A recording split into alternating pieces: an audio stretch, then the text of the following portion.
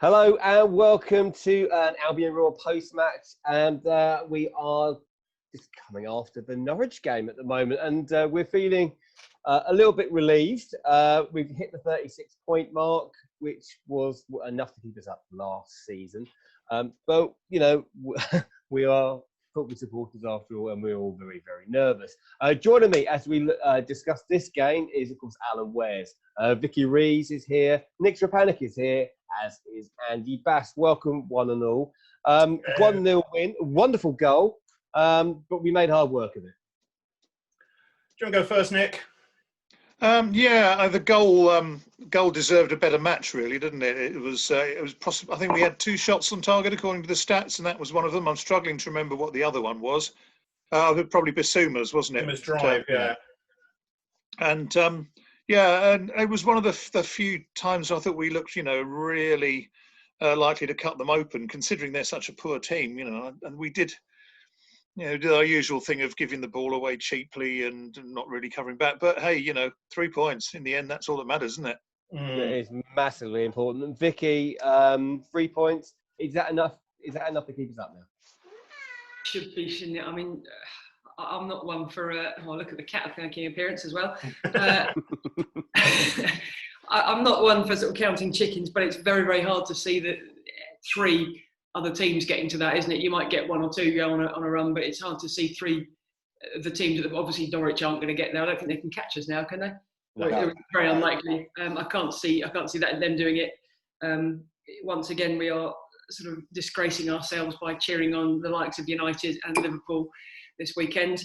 But yeah, and some of the games are going to involve the teams playing each other, aren't they? So they can't all win all those games. So you feel pretty confident as much as you ever can.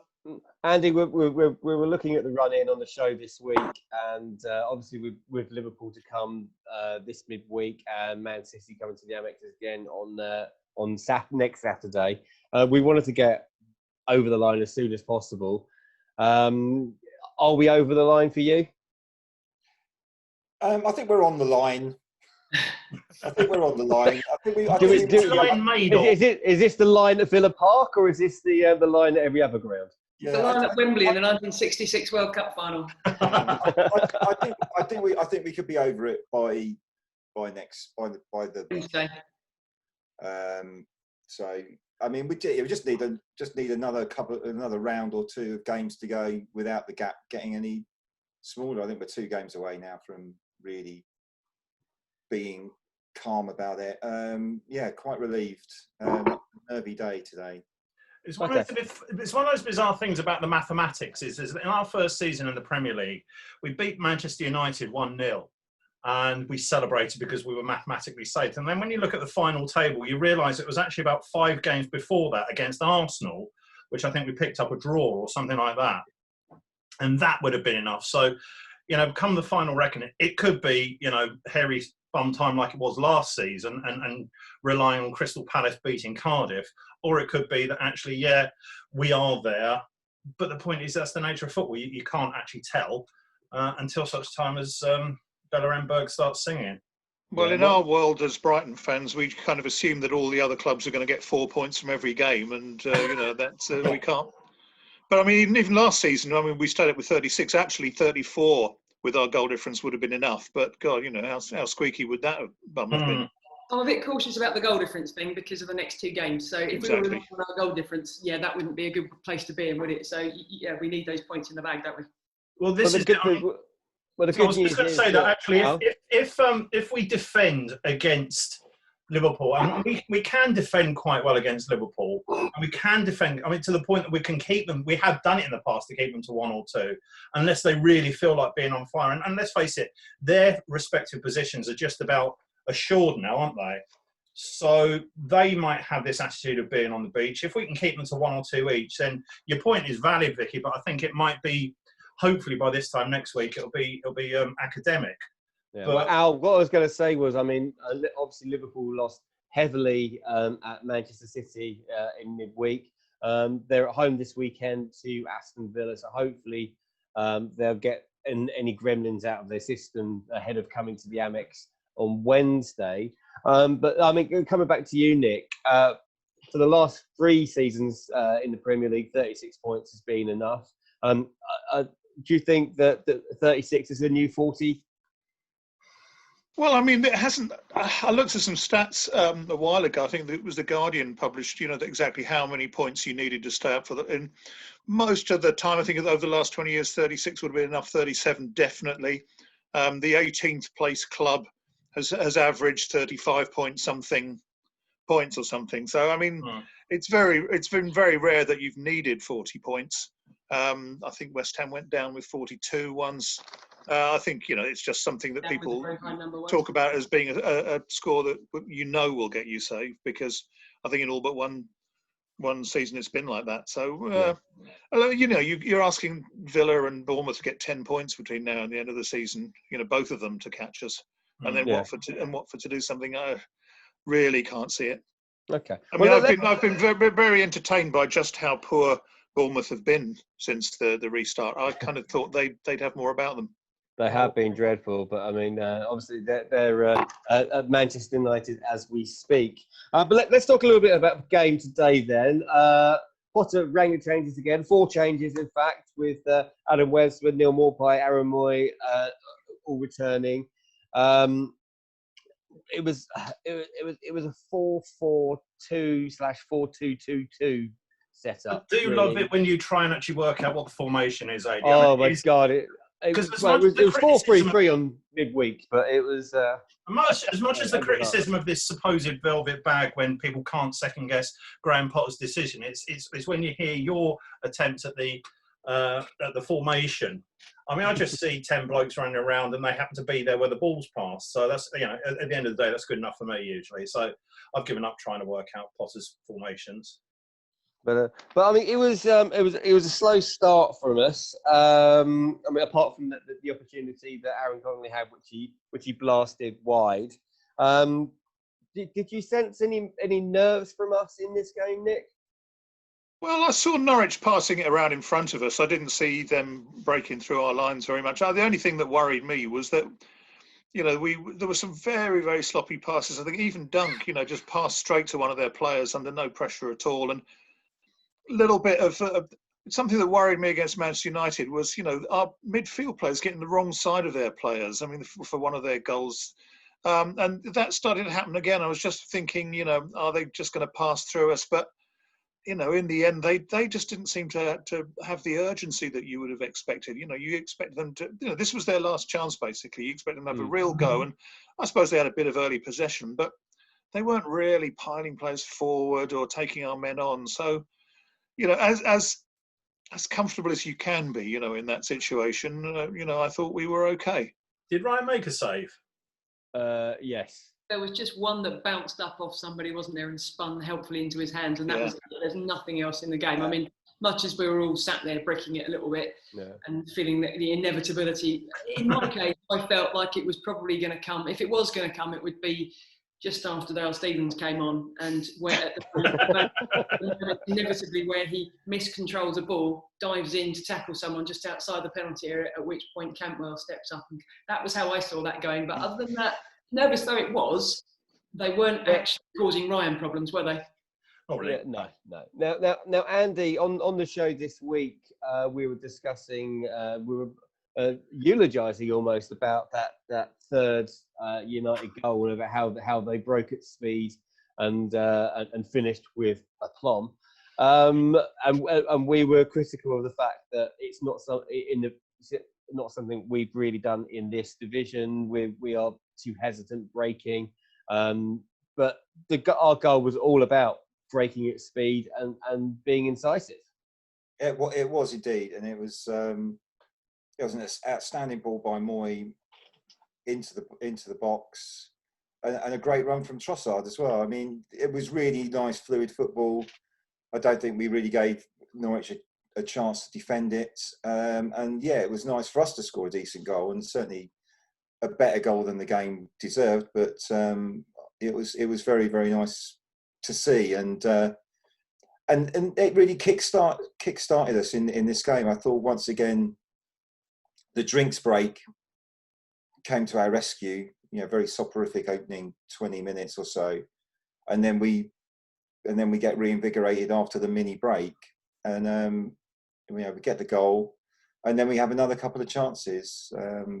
I just thought that the one where Moy, looked up intelligently to see what was happening in the box, and he put a beautiful ball into Trossard. He was unable to finish it, but it was just a wonderful bit of skill from him and intelligent play, and something that I think has been lacking at times in our midfield, where people have not been as careful with possession. Yeah. And that was really encouraging to see.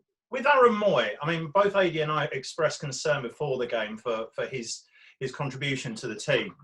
We know he can be brilliant on his day, but his day is actually a little bit few and farther between since probably about October, November. Since he signed permanently, basically. Since he signed permanently. Not quite on the Mark Chamberlain level of drawing the contract and take the rest of your career off, but it's been a bit of a decline. What did you make of Moy's performance today, Andy? Much like the team, very disappointing opening 15, 20 minutes. And then the middle period of the game, I thought it was outstanding. When sort of deciding who man of the match was going to be, I mean, until he got taken off. Oh, it looks like Bournemouth has scored. Bournemouth has scored, yes. What? Yeah. So this broadcast has been interrupted by something very unusual. But terrible defending. But that middle section of the game, I thought Moy. I mean, he was all over. It was like someone had lit a spark in him. He was all over it. He was looking to win the ball aggressively, winning the ball off the players rather than just waiting for the ball to come to him. His passing suddenly was finding the target, and he was invigorated. And yeah, I mean, you want to see that every week. I mean, the thing is, in the Premier League, you need to be your best every week. Yeah, no, Vicky, otherwise you end up at where we are in the league. In that bottom six. Vicky, let's bring this one over to you. I mean, Aaron Moy. Obviously, there was the assist for the goal, but I mean, he was putting that ball into the fabled corridor of uncertainty several times, and it's just that the recipient of the ball wasn't able to do anything with it. Yeah, I mean, I don't know if I'd have put him down as man of the match. I still thought he was a little bit hit and miss, and I think we know he's quite well. He is one-paced, isn't he? And that pace is quite slow. So I thought he started appallingly, and then he obviously set up the goal, and that gave him a bit of confidence. He was okay. He didn't blow me away. I think there was times when it was frustrating, but then you could say that for all of them, couldn't you? There was Basuma gave it away in daft places. Even Dunk did. Morpie a couple of times when he's in a good position, and we've just sort of gifted it to them. So, and I think to be fair, you could say the same for both sides, couldn't you? There was one or two moments, especially after they brought on the two of their subs, Cantwell and Ida, I think it was, wasn't it? And they were running and Pookie as well. They put a couple of cracking balls across, but I remember one moment when the guy was running down the wing for Norwich, and they panned across the pitch, and there was 5 Albion defenders in a beautiful line. The formation's perfect; they're all exactly where they should be, and there's no Norwich player anywhere near them. Yeah. And so you could say the same for both sides there. I think I think our final ball today, with the obvious exception of the goal, was poor, wasn't it? There were several times when their defence looked abysmal, and there were several times when we got in and around the box and we just couldn't quite get it out of feet, or it never sat up, or it just. It was just that decision making in that split second decision making in the final third, where I mean, whether to go left or shoot, or I mean, Connolly was a culprit of that. Morpie particularly as well. I actually thought Morpie was actually quite sloppy today. I don't recall him actually contributing a great deal. And again, for the fact I consider him quite a fast player normally, I thought he was actually pretty sluggish. Nick? Yeah, I'm not convinced about Mopé, and I've got friends at Brentford who say how wonderful he is, and every time he does something good for us, they say, "Oh, we've got to love Mopé." And yes, I mean, it was okay. Did he ever really look like scoring? And I think sometimes, easy to say when you're watching on TV, but some of his decision making, I thought there were times we could have put players in, but sort of turned away and played the ball back. Fair enough, the thing is to keep possession and not give the ball away anywhere. But I think there were chances to give other players, a shot on goal that he missed. But I feel like with him, it's a bit. He still offers us something that we didn't have last season, because last season it was Murray or nothing, wasn't it? And there were games when Murray looked knackered, and our default position was just twat it up to. Can I say that? Twat it up to Murray. Not on the radio today, Vix. When he was knackered, and it wasn't working at all, and there was no plan A lot of last season, was there? Let alone a plan B or C. But that was, the thing with Morphy is that he does give us something different to what we did have previously. He has got some goals. I guess it's his first season at this level. He's 21, 22. So actually, age-wise, he's in a good place. I think we've got the average age of the squad down a fair bit this season, haven't we? Which at least these are players that you would hope would improve rather than. And we've still not lost when he scored, so that's good news. Okay, well, Nick, I just want to bring you back to something that Andy was saying a couple of minutes ago, which was about the drinks break. Now, you obviously. Oh yes, the new tactical. But I mean, both element, the drinks break. Yeah, yes. I mean, both yourself and Andy are massive fans of American sports, where the timeout is used as a tactical thing to actually get more coaching into the players and change the game. Is that something that you think the managers are using that for now? Oh, I think they have to. It's you don't actually, apart from half time, you only get two opportunities to get the whole team around you, and you can usually sort of pass messages to players, and you hope they get passed on as you meant them. But there's an element of Chinese whispers sometimes. And I remember when Glenn Hoddle was the manager of Tottenham, he'd obviously got a sort of series of baseball-like signs that he used to sort of rather extravagantly mime on the touchline, and you could see some players sort of pointedly not looking to make sure that that they had an excuse for not getting these messages. But no, I think Potter's done well and used those opportunities, as he has the substitutions. I think he's used every available substitution, has he? Yeah, again, it was 5 again today. Yeah, so he's.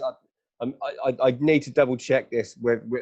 As far as I'm aware, he's still the only manager that's used every single substitution available since the restart. But I mean, you don't get that many opportunities in the game to actually get the whole team around you and get some tactical point over or get something sorted. And obviously, that if you can use 5 substitutions, that gives you NFL style. You can't take the whole team off, but you get much more scope to alter tactics and personnel in a meaningful way. And I think it was interesting to take Lamptey off and bring Duffy on. That gave a sort of, you're not going to head a goal against us message. I actually think that was because Lamptey was beginning to lose his head a little bit. He was getting kicked quite a lot. He'd just been booked. I'm still not. Was he booked though?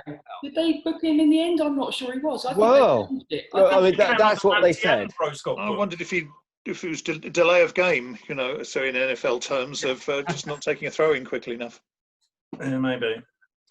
A few minutes later, a couple of minutes later, it came up with Gross, didn't it? And I can't remember what Gross did either. So I wonder if it was the comment the producers had got it wrong and the yellow card was for Lamptey, because I just couldn't, unless he'd said something, but who knows? Couldn't see what he'd been booked for. But all he did was jump out of the way of that tackle. I didn't see it.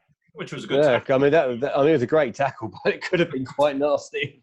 Sorry, Ady, there's one point I do want to raise. You're talking about this. Actually, I think it's something Nick said about us having 2 shots on target. Now, it's a moot point, and we shouldn't really care, but I'm going to say it anyway. Is that Connolly in the second half did have a shot, which you could see from behind the camera sort of line that was there. It was going in until someone blocked it. Does that not count as a shot on target? I mean, does anyone know as to what does it have to get as far as the goalkeeper for it to be considered a shot on target? Not in my world. I count them the second they leave the boot, even if they're on the halfway line now. That's what we've got to do at this level. take it where you can. Yeah, take it where you can. A Webster clearance is a shot on target half the time. Yeah, absolutely. Right. Well, that's 3 points. It's given us every single fighting chance for us to have our 4th successive year in the Premier League. It was an ugly win, but we'll take it. We did say on the show this week that I said I'll take a horrible game and then a scrappy 96th minute winner. As it transpired, but it was 23rd minute, whatever it was. But it was scrappy, it was ugly. But it just concerns me that the fact that we did we had the faith to defend, but we did invite the pressure on and on again. And whereas just keep the ball in the other end of the pitch. I've never seen Potter do the Catenaccio. But it was. I mean, they hit the post in the. I've got it written down. The 93rd minute. That was a moment. That was. And we were just kept on inviting the pressure, and we were just like kicking it anywhere and just trying to clear our lines and not actually. It's still a clean sheet, Ady. It's still a clean sheet, which is more than Harry Maguire's just managed to do, as he let one through his legs. Yeah, Maguire nutmegged, yes. 80 million quid. Somebody on a well-known Brighton Hove Albion website suggested that putting Murray on to draw some fouls and just get us higher up the pitch might have been a good tactical move. I was half expecting to see Murray, because at the very least, when the ball's going to get lumped up, he can at least, hold it up. That's not to say. Although Morpay did that, actually. He held it up beautifully. He did very well. Lamptey drew some great fouls as well. Yeah, he gets fouled all the time, Lamptey. I mean... Well, they're just kicking down, aren't they? He's just minuscule. And people don't see him, they just run into him and he goes over. He's got such a low centre of gravity, I'm convinced it's below his boots. I mean, Lamptey was very good again today. Can we also talk about Bissouma? Another epic performance. I mean, I've never really seen him as a holding midfield player until the home game with Bournemouth, when I thought he came and played that role absolutely to perfection. Didn't do any showing off until we were already 2-0 up. And now, you just can't imagine, well, unless you're Graham Potter against Manchester United, you can't imagine taking him away from that position in front of the back four. I mean, that would seem to be, one of our great strengths when he plays in that role. I mean, he has actually been, since the restart, he's been the player of the restart for me. Sure. He's been but you see, the funny thing is, I sat there thinking, at the end of that game, I thought, Bissouma hasn't done much today. But now I think about it, I think what Nick just said, you're probably spot on, because actually he's doing that quietly effective thing in the background. He's doing what used to be the Stevens role, but occasionally slightly looking forward and not making the stupid fouls. So he can, but I think, you're probably right. I think I was thinking he hasn't done much, but no, he's just sat there and ticked away and done the simple things, hasn't he? Andy? He's the most effective of that sort of defensive group of central midfielders that we have. The Proppers, Grace and Stevens. That he's now, he's gone from what was kind of like a flair player, and he's kind of been Paul Ince. As when that must have hurt you to say that, Andy. When Paul Ince started out at West Ham, it was very exciting, forward throwing player, would score goals, would set them up, and then he goes to Manchester United, and then he gets turned into a very good defensive central midfield player, and sort of Bissouma's gone through that. So I think when you think, Bissouma hasn't done much, it's because you're expecting him to do what he did when he joined, which is like he run through loads of people and then shoot wildly from 30 yards out. In the great one shot today was pretty cool. Oh my God, that was he stung the palm to Tim Krul. I've got written down here. But we're going to leave it there. We are running out of time on this, so that's us on 36 points. That's hopefully us safe now. We can start beginning to plan for another season at the top table. In future broadcasts, we'll be looking about what changes of personnel we're seeing, whether there'll be a change in the midfield with the talent we're going to have available next year, and who knows what the transfer market's going to do. But until then, thank you to Alan West, to Vicki Rees, to Nick Szczepanik, to Andy Bass. I've been Ady Packham. This has been the Albion Raw. We may or may not see you midweek after the Liverpool game, but we'll certainly definitely see you on Saturday before the Man City game on Radio Reverb. That's 7.2 FM, online at radioreverb.com, and DAB, of course, on our podcast. We see you again. Thanks for watching. See you soon.